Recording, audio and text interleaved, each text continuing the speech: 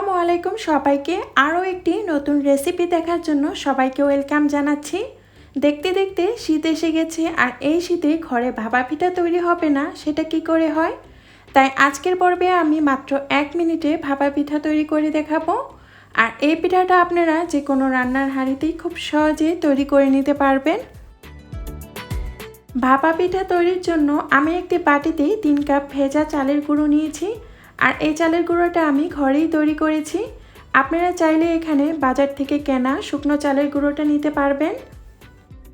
এবারে দিয়ে দিচ্ছি পরিমাণ মতন লবণ। চালের গুঁড়োর সাথে লবণটা একটু ভালোভাবে মিক্স করে নিচ্ছি। এখন অল্প অল্প করে পানি দিয়ে চালের গুঁড়োটা মাখিয়ে নিব। একেবারে বেশি পানি দেওয়া যাবে না, তাহলে কিন্তু চালের গুঁড়োটা নরম হয়ে যেতে পারে। তাই অল্প অল্প করে পানি দিয়ে মাখিয়ে নিতে হবে। যখন দেখবেন চালের গুঁড়ো হাতের মুঠো নেবার পর দলা পেকে যাচ্ছে এবং আবার যখন হালকা করে প্রেস করছি এটা কিন্তু ভেঙে গুঁড়ো গুঁড়ো হয়ে যাচ্ছে, তখন বুঝে নিতে হবে এটার মধ্যে আর পানি দেওয়ার প্রয়োজন নেই। এটা পিঠা তৈরির জন্য একদমই পারফেক্ট। এবারে এই চালের গুঁড়োটা খুব ভালোভাবে চেলে নিতে হবে। এর জন্য আমি একটা ছাঁকনি ব্যবহার করছি। আপনারা ছোট ছোট ছিদ্রযুক্ত প্লাস্টিকের বা যে কোনো ধরনের ছাঁকনি ব্যবহার করতে পারবেন। একটা সফট স্পঞ্জি ভাপা পিঠা পাওয়ার জন্য এই স্টেপটা কিন্তু অবশ্যই গুরুত্বপূর্ণ। এইভাবে সবগুলো চালের গুঁড়ো আমি চেলে নিয়েছি। পিঠা বানানোর জন্য চালের গুঁড়োটা একদমই রেডি। ভাপা পিঠা তৈরির জন্য এখানে আমি রং ওঠে না এমন একটা কাপড় পানিতে ভিজিয়ে হালকা করে চিপে রাখছি। খেয়াল রাখতে হবে কাপড়টা যেন খুব বেশি শুকনো করে চিপে রাখা না হয়, হালকা করে চিপে নিতে হবে। এবারে আমি পিঠা তৈরি করে নেব। এর জন্য নিয়েছি খেজুরের গুড় আর ফ্রেশ কোরানো নারকেল। পিঠা সাজিয়ে নেবার জন্য আপনারা এখানে যে কোনো ধরনের বাটি ব্যবহার করতে পারবেন, অথবা আমার মতন এরকম পিঠা বানানোর সাজও ব্যবহার করতে পারবেন। প্রথমে কিছুটা চালের গুঁড়ো বিছিয়ে নিয়ে এর উপরে দিয়ে দিচ্ছি ফ্রেশ কোরানো নারকেল। তারপর দিয়ে দিচ্ছি খেজুরের গুড়। আমি খেজুরের গুড়টাকে আগে থেকে গ্রেট করে নিয়েছি।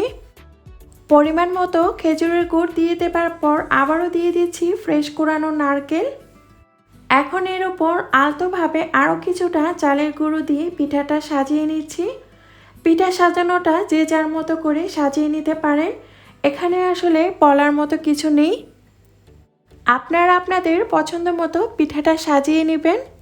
এখন আগে থেকে ভিজিয়ে রাখা কাপড় দিয়ে বাটিটাকে মুড়িয়ে নিব। একটা হাঁড়িতে আমি আগে থেকে পানি ফুটিয়ে রেখেছিলাম। সেই ফুটন্ত পানির হাঁড়ির ওপর একটি ছাঁকনি বসিয়ে এর মধ্যে পিঠাটা দিয়ে দিব। খুব সাবধানে আলতো হাতে পিঠাটা ছাঁকনির মধ্যে বসিয়ে দিতে হবে, যেন পিঠাটা কোনোভাবে ভেঙে না যায়। তারপর কাপড় দিয়ে পিঠাটা চারদিক থেকে ঢেকে দিতে হবে। এখন ঢাকনা দিয়ে ঢেকে 1 মিনিট অপেক্ষা করব। এইভাবে পিঠা বানাতে গেলে প্রতি মিনিটে একটি করে পিঠা বানানো যাবে। 1 মিনিট পর আমি ঢাকনাটা সরিয়ে নিচ্ছি, আর পিঠাটা কিন্তু তৈরি হয়ে গিয়েছে। পিঠা হয়েছে কিনা সেটা বোঝার একটা উপায় হলো এর কালারটা চেঞ্জ হয়ে যাবে। সেই সাথে যখন হাত দিয়ে আপনি প্রেস করবেন এটার মধ্যে একটা তুলতুলে নরম ভাব চলে আসবে। এবার আমি পিঠাটা উঠিয়ে নিব এবং বাকি পিঠাগুলো সেমভাবে তৈরি করে নিব। আর এই তো তৈরি হয়ে গেল সবার পছন্দের গরম নরম ভাপা পিঠা। তো আমি একটা পিঠা ভেঙে আপনাদেরকে দেখাচ্ছি। দেখুন ভেতরটা একদম পারফেক্টভাবে কুক হয়েছে। পিঠা তৈরিতে নতুন যারা আছেন, আশা করি আমার আজকের রেসিপিটা আপনাদের কাজে আসবে।